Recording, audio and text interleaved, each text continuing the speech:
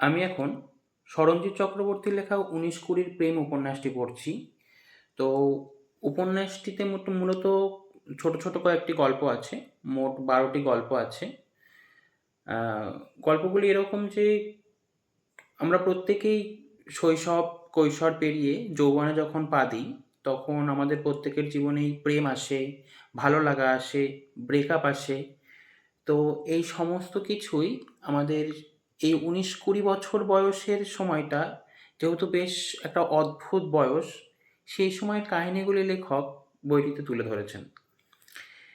এবং এই ১২ টি গল্পের মধ্যে আমার ৫ টা পড়া হয়েছে। ৫ টা আমার খুব, খুব ভালো লেগেছে। আর মোট ৭ টা বাকি আছে। তো ৭ টা পড়ার পর দেখব কেমন লাগে এবং অবশ্যই জানাবো যে আর বাকি ৭ টা কেমন লাগলো গল্পগুলো পড়ে। খুব, খুব সুন্দর বই।